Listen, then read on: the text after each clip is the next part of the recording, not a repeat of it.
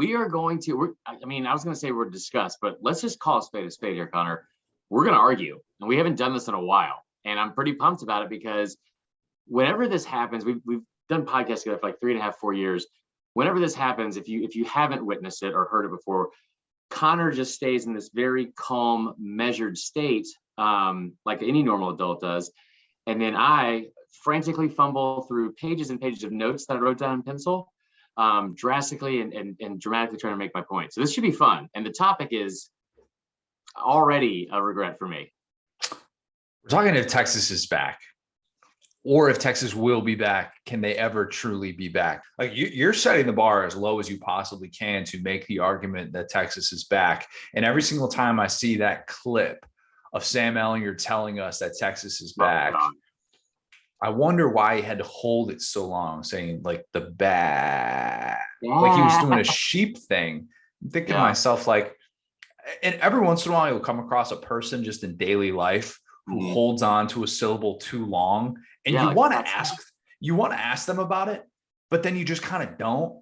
And I always wonder that whenever I see that video, is why did he have to hold it so long? Because I think it's one of the reasons that the clip goes as viral as it does every single time Texas does anything worth relevance, which included this tweet from PFF asking if Texas was back because Quinn Ewers completed a pass in practice. Congratulations. Unbelievable. What a thought. Pass, a really good pass. An unbelievable pass. It was one of the, like, it was a 90.6 total rating on throws outside of a hash, but also inside of a hash, made on a Tuesday after 3 p.m., which is like, I think it's a pretty advanced metric. Sweet. Look, hey, I support PFF. I do. I've got a subscription. I think they put out a lot of great data.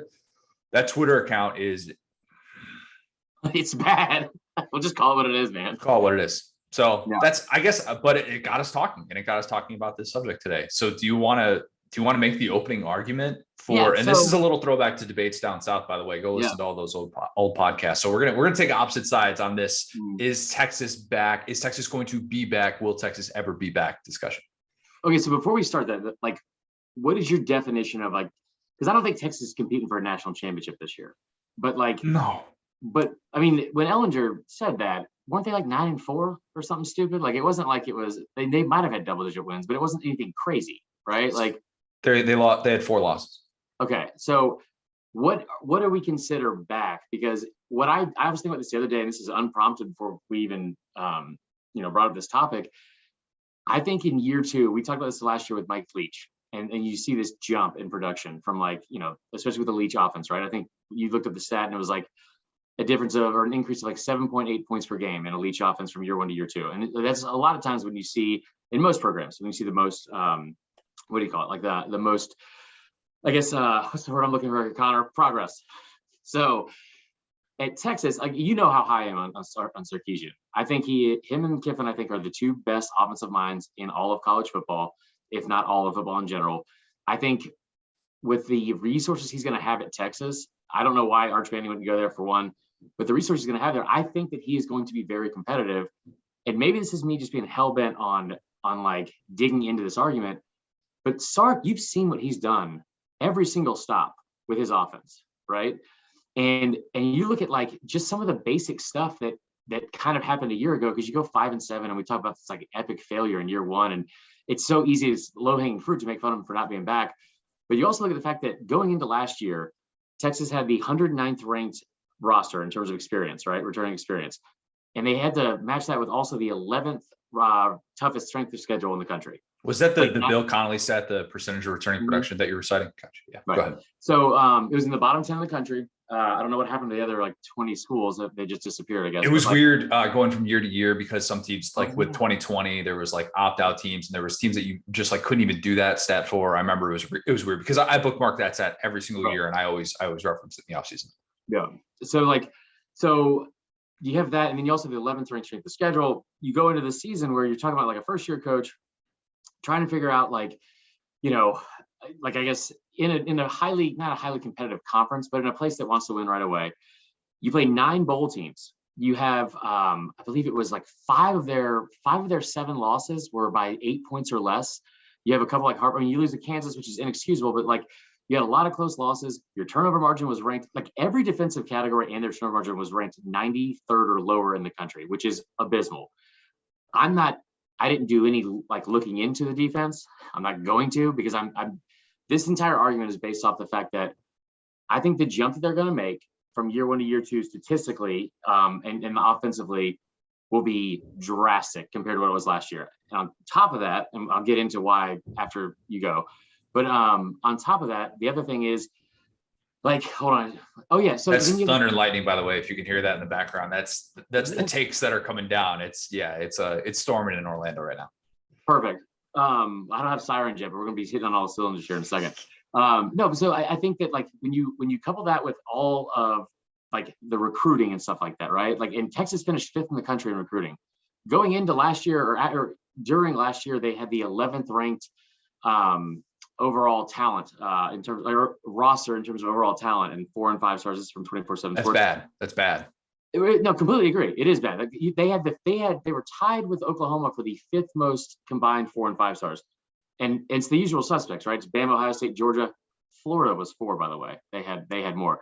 So you're right. There's a lot of talent they already had on that roster, but now you're talking about having Bijan Robinson coming back again, who's somehow only a sophomore, and then you have 5 stars at quarterback, receiver, running back, tight end.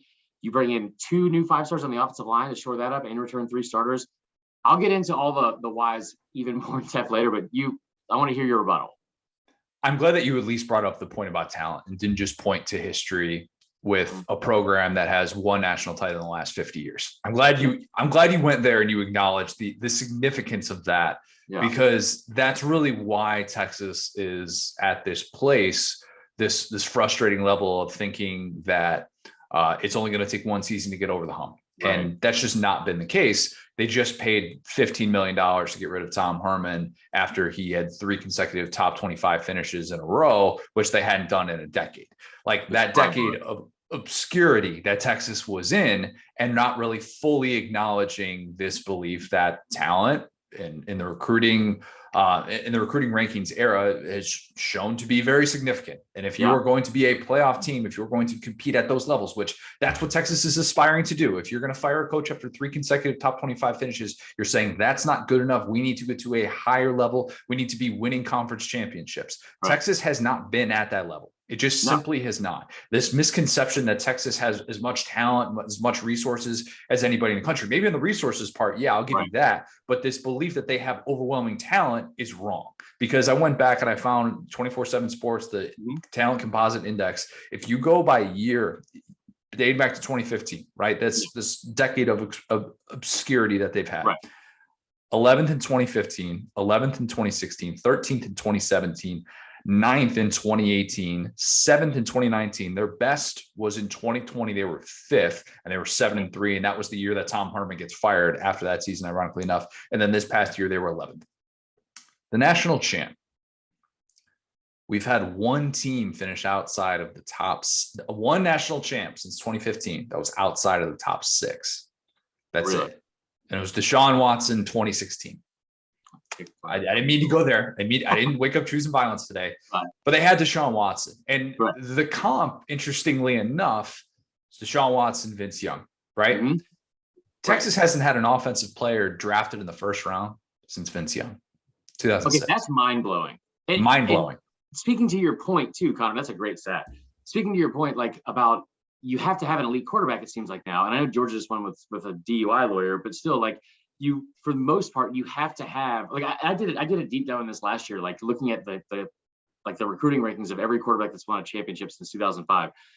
And you would think that Texas, of all places, like this whole thing of like, oh yeah, we're going to get talent. Like, no, Vince, the only title you've won, you were loaded with talent, and you literally had the #1 player in the country coming out of high school at quarterback. You also had Gene Chizik coaching your defense, which we know that was the key thing. Here's a stat for you. Okay. 33 blue chip quarterbacks from Texas, just from the state of Texas, 2010 to 2018. What's blue chip mean? 4 or 5? 4 or 5 star. 4 or 5 star. A quarterback rated 4 or 5 star. Mm-hmm. The only one to go to Texas and then get drafted was Sam Ellinger. That's it. The Mount Rushmore. Big 12 Jake Fromm. Sam Ellinger is, in my opinion, like a perfectly fine college quarterback. He is not. He does not deserve to be necessarily at the butt of the Texas jokes, though he is synonymous with some of them because obviously he's the one that made the comment of "we're back." The Mount Rushmore of quarterbacks from the state of Texas that did not go to Texas in the 2010s is Kyler Murray, Jalen Hurts. Was Baker from there? No, he wasn't. That's correct. That's correct. Is he there? Big That's Lake, 3. Texas. You could get out. You could even get into the weeds even in a crazier way. And then this one is you're going to be like, oh my God, how did I forget this one? Right. Give me the year. The year that he was a recruit was 2011. He was he ended up going to a school in the state of Texas. Was it Manziel? He was a 3-star. It's Johnny Manziel. Not a blue chip recruit, but if we're talking about just the Mount Rushmore of quarterbacks that Texas has whiffed on in the 2010s alone, when you hear that stat, you hear about all the blue chip recruits that have been in the state of Texas, and then you hear about guys like Jalen Hurts and Kyler Murray and even Manziel and Baker, who, Baker obviously have this massive hatred to Texas. Yeah. In part because of how they evaluate quarterbacks. And if you evaluate quarterbacks in the way that Texas did for so long, sorry, but that's just the way that the game has trended, and Texas hasn't necessarily been able to adapt with that. Connor, that's like, I don't know if they know that the way that they evaluate quarterbacks isn't working. It did not work for a very long time. For a very long time. And like, because there is a very big sense of entitlement with all things Texas, right? Of course. And Texas, how could there not be? Right, of course. But like, for the longest time, they just kind of assumed, because there's talent everywhere in that state, right? And we all know like the stories about Texas high school football. So I kind of feel like they just assumed, like, you remember when Mac Brown was there, they would have, I remember every single year right after signing day, you'd still be in February, and you look over at like the next year's rankings already, and Texas has like 20 plus recruits, all of them 4-stars, already loaded, ready to go. And since Mac Brown's left, that has not been the case. And you've really did a bad job of matching up personalities with what has worked in the past with like Charlie Strong and then Tom Herman, and bringing in a guy like Tom Herman at Texas. I mean, they're both a-holes for the most part, but it's still not a good fit. I will say this. So the thing that my entire argument is based upon is we look at stuff from like year over year, right? Like Phil Steele brings us up every year. Like, you losing close games, and I mentioned like the five of the 7 losses by 8 points or less. Losing those close games, turnover margin, having a negative turnover margin that was ranked, I think it was 8th in the Big 12, and 90th or worse on every single defensive category. You would assume they don't lose to Kansas this year, right? You assume something like they don't blow assume that every year, right? Very good point. You'd assume you don't blow a 3-score lead against Oklahoma of bringing a true freshman quarterback. And these are all things that happen and they matter, and you can't really discount them because they're still L's, right? But the fact that when you have Sarkisian, and I've been a huge believer in what that guy does in terms of developing the talent around him, especially on offense. And we're in a day and age of football where their defense is atrocious. I mean, it is atrocious.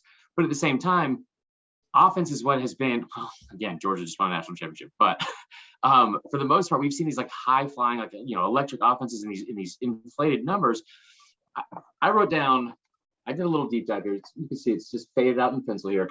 What I did was I looked at his last 4 stops when he was the offensive coordinator at USC, head coach at Washington, the offensive coordinator for Atlanta when he was in the NFL even, and then when he was in Alabama. And I looked up 5 stats. Points per game, yards per play. Then for the quarterbacks, TD to INT ratio and completion percentage. Like, how did that look like from year 1 to year 2? And then for Washington, like I said, I did year 2 to year 3, because if you remember, because I didn't, the year before he got there, they somehow went 0-12 and averaged 13 total points a game in an American football sport. So was that the Ty Willingham? Yeah. Yeah. He was bad.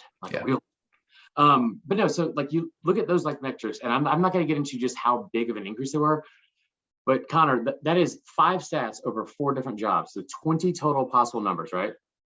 Only one time in his entire last 4 stops did he have a decrease in production in one of those stats from year 1 to year 2. And you know what it was? It was Bama, and it was something like yards per attempt. You're a genius. Yeah. So it's Bama. Was it really? It was Bama yards per play. Okay. The year before, they were ranked second in the country at 7.9 yards per play. 2020, the national championship year, they were 7.8, and it's still ranked second. Like, the numbers, I feel like, speak for themselves, and especially with quarterback too. Like, now, granted, he's had Mac Jones and Mark Sanchez, and he got some first-round quarterbacks, but I don't think that's something that you would really dismiss or feel like it's like an unfair argument when you have a guy like Quinn Ewers. And I tell you, the other part too, man, is like that backfield, right? Like the returning production they have. They returned 84% of their total rushing production from last year. They returned over 73% of their total passing production. And then they're starting to bring in, they get a kid from the transfer portal. Of course, I'm forgetting his name. It's a kid from Wyoming, third best receiver in the transfer portal this year. I think I would assume they've kind of bolstered that offensive line. It would have to be better. But Bijan Robinson, Keelan Robinson, right. Bijan Robinson and Keelan Robinson, and I'm forgetting the third back's name. They're so dynamic. I think this could be possibly the best backfield, like a top 5 backfield in the country. And you return all of it. I get all that. I do. I would agree with you. Texas is going to improve from 5 as a 7th season. Okay. No.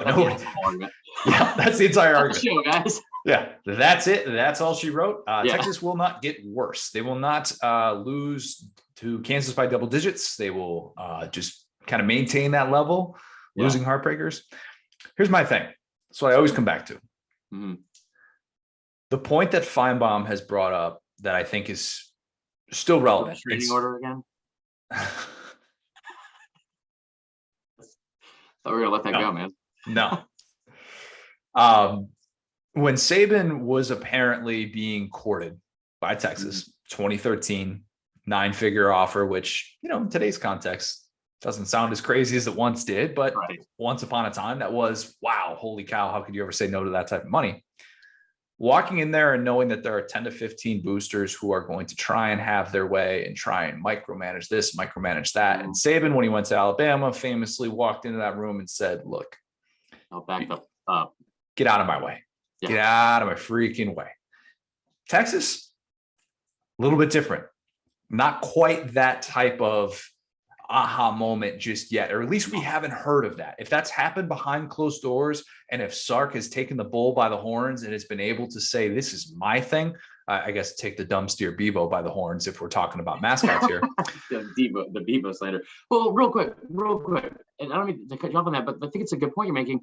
I don't think Sark's personality is that kind of like alpha dominating, like where he would like, especially with where he's come from, with like everything that happened at USC and how he's kind of had to rebuild his whole image and everything like that. I don't know if he's in a position where he could do that. Well, right. So then does it become you need somebody to do that, and you need somebody to be able to kind of step into that room and say, this is how things are going to go. You need to be able to give me time. You need to understand what growth looks like. You need to understand what it truly means to be back. And instead, if he's in a position where he gets kind of walked all over, and if it's a year 3 that doesn't quite go according to plan, because everybody can predict a year 2 improvement when you go 5-7. You can go 9-3 in year 2. Maybe you go to a New Year's Six bowl, and maybe all of a sudden we're having these conversations. And then going into year 3, you can see the headlines now where Texas is a preseason top 10 team. Is Texas going to win the Big 12 this year? Are they going to be able to do this before they head to the SEC? This is exactly what Texas needs. Going to beat up Quinn Ewers. Yeah, right. And then getting to that place where expectations aren't met, and how quickly things can turn south. And that's what I always will wonder about with Texas. Are they that one embarrassing year, that one embarrassing loss away from trying to start over again and thinking, we're Texas, we need to get somebody in here who can live up to that standard? Dude, when you think about it, and I think all that's spot on, I really do, because there's so much involvement. And what's weird about it too is that I don't think they even realize how much they cater to it. Like Matthew McConaughey is great. I love Failure to Launch. No one else does, but I do. And it's a terrible movie. But awful. He's the minister of culture. I'll never forget that video of him on the whatever basketball game it was, where he's on the sidelines and just walks over to the bench and he's telling the guys to get up and start cheering. It's bro, you're Who are you, man? You're in Sahara. But at the same time, like, they're doing all these improvements where they are, I'm not going to get into what it looks like, but it's supposed to be the head of a steer and a longhorn. It looks like something I read about in sex ed in 7th grade in that end zone. And they're building these like massive suites in the end zone that are $10 million a piece just to buy one before it's even done, right? I don't think that they realize how much they've cultivated all this and kind of created it.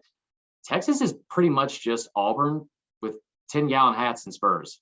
It's the same thing. And it honestly, at least in Auburn, they're self-aware enough to know how toxic they are.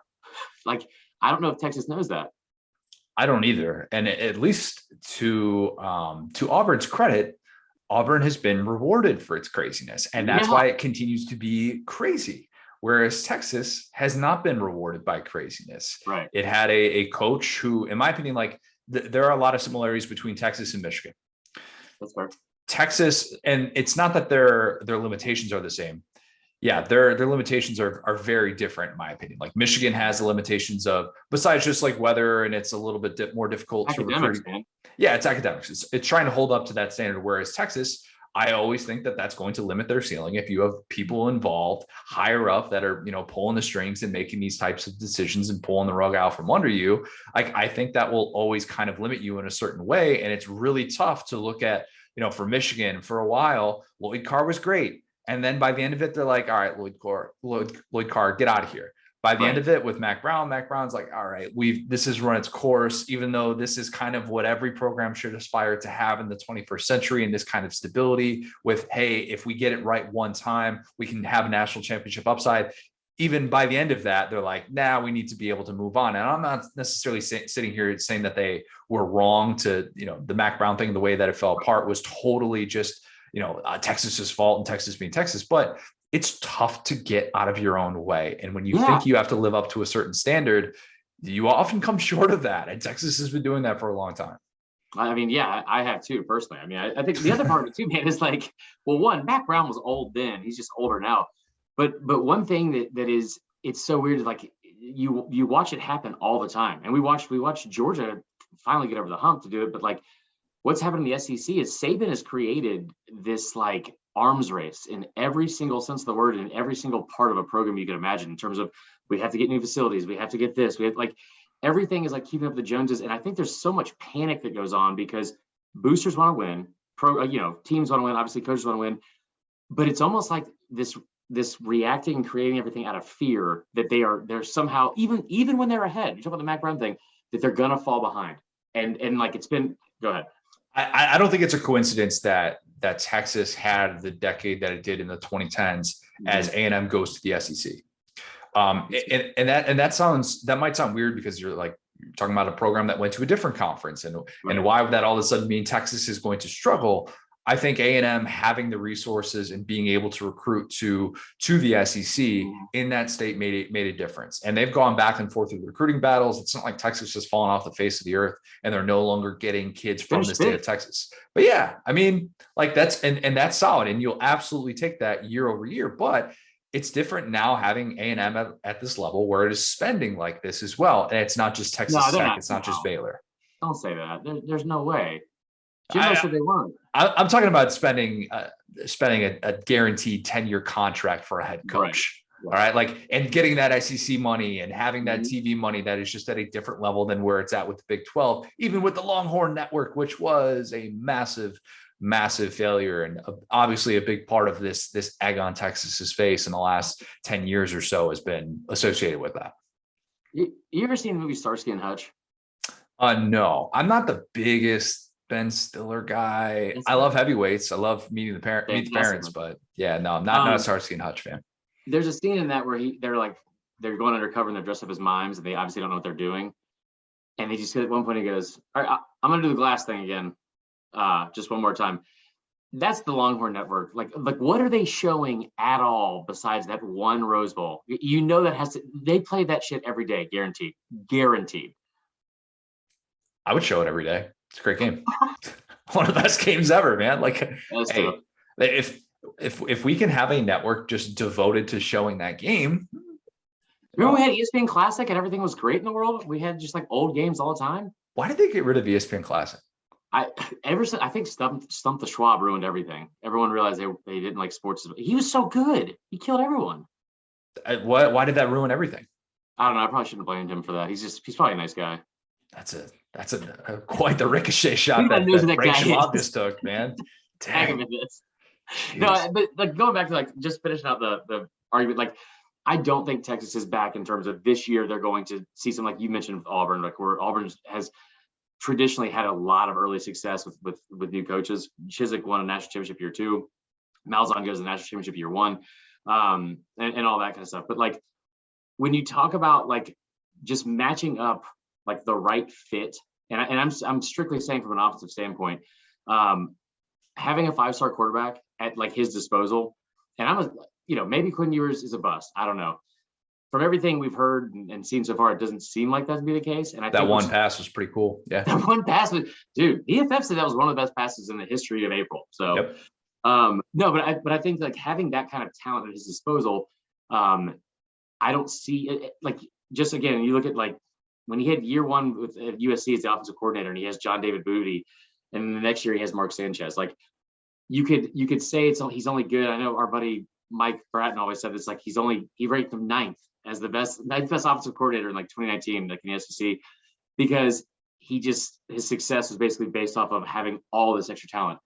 Well, he's kind of got that now, and if they develop it, which has been like their struggle in the past, I really just think that they're going to be, at least from an offensive standpoint, they're going to be one of the best teams in the country. I mean, like I don't want to see Bama secondary against them in the second week of the season. Yeah. Real quick, last thing, you have about Oklahoma having a new coach and going through like growing pains there, and Baylor, who just won the conference, losing a ton of talent. I'm high on Baylor. Are you really? Very high. Very, very high on Baylor.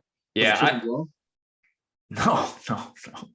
Not the biggest chip and Joe guy. Like I don't, when I go to Target and we stop at the Magnolia section, I don't need to get something. Just kind of look at it. It's there. But no, I'm not crazy into that.